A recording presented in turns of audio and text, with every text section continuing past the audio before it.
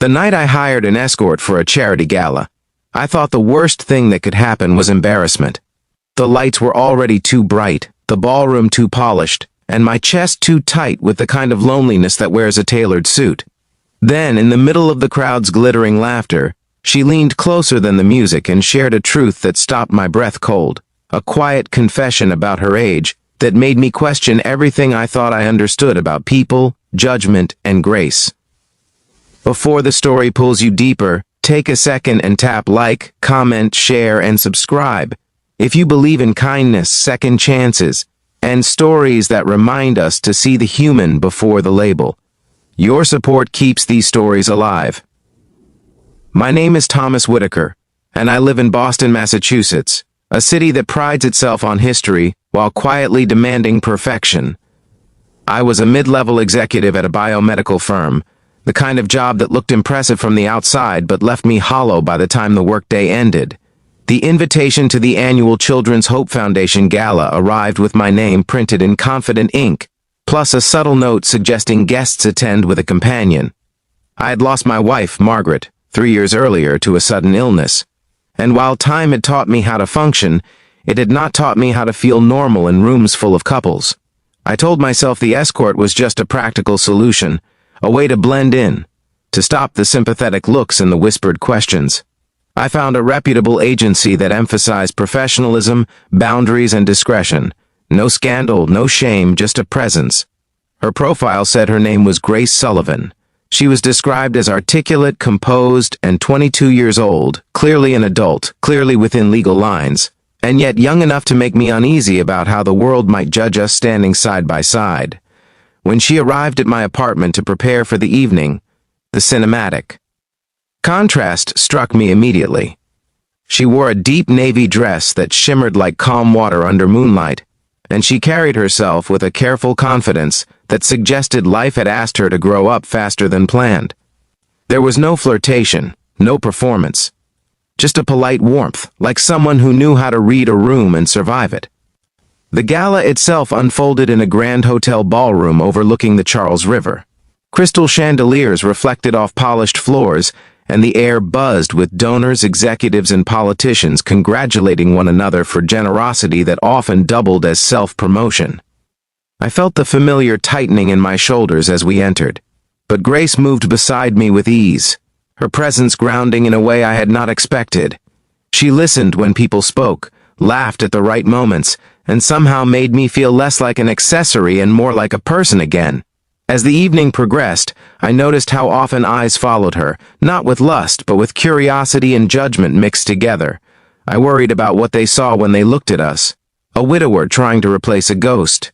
A younger woman chasing security. The assumptions pressed on me heavier than the tuxedo.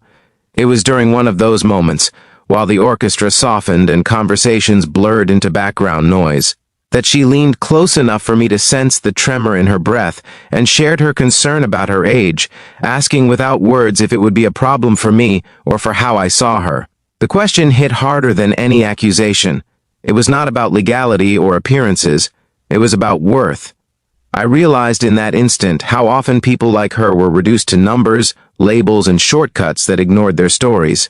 She was not asking permission to exist. She was asking if she would be dismissed. I struggled internally, because I had hired her to avoid judgment, yet here I was confronting my own. My mind raced through memories of Margaret, of the values she lived by, of the way she believed everyone carried unseen battles. I thought about how Grace had navigated the night with dignity, how she spoke about college classes she was taking part-time, how she sent half her earnings back to her mother in Ohio, a woman named Ruth Sullivan who worked double shifts at a nursing home. The rest of the evening changed after that moment. I stopped worrying about the room and started paying attention to the human being beside me. I introduced her with pride, not as a prop, but as a companion whose presence mattered. When donors asked questions, I answered honestly about my life, my loss, and why I supported the foundation. I noticed Grace relax, her shoulders lowering, her smile becoming less guarded. At one point, a senior board member named Harold Bennett made a remark that dripped with condescension, the kind that pretends to be humor. I felt anger rise, but before I could react, Grace responded with grace in the truest sense, steering the conversation toward the charity's mission and the children it served. The man faltered, exposed by his own smallness, and I felt something shift inside me. Respect replaced fear. By the time dessert was served, the evening had raised more money than expected. Applause filled the room, and for the first time since Margaret's passing, I felt connected to something larger than my grief. I realized that healing does not always come from looking backward or forward, but from standing fully present with another person and choosing compassion. When the gala ended and the crowd thinned, the city lights reflected on the river like scattered prayers. We walked out together, no longer performing roles, just two people sharing the quiet after a storm. I understood then that while our paths might not intertwine beyond the night, the impact of seeing each other fully would linger. I drove Grace home, the silence comfortable, thoughtful. I thought about how easily society draws lines, how quickly it decides who deserves respect. That night challenged me to redraw those lines within myself. I paid her, thanked her, and wished her well, knowing that the real transaction had nothing to do with money. It was about dignity freely given and received. In the weeks that followed, I made changes. I volunteered more with the foundation, mentoring young adults aging out of foster care. I spoke openly about loss and loneliness, about how asking for help is not weakness. I even reconnected with my faith community, drawn back by the belief that love looks like action, not judgment. Grace sent me a handwritten note weeks later, simple and sincere, thanking me for seeing her. I kept it in my desk drawer, a reminder that every encounter carries the potential to change us if we let it.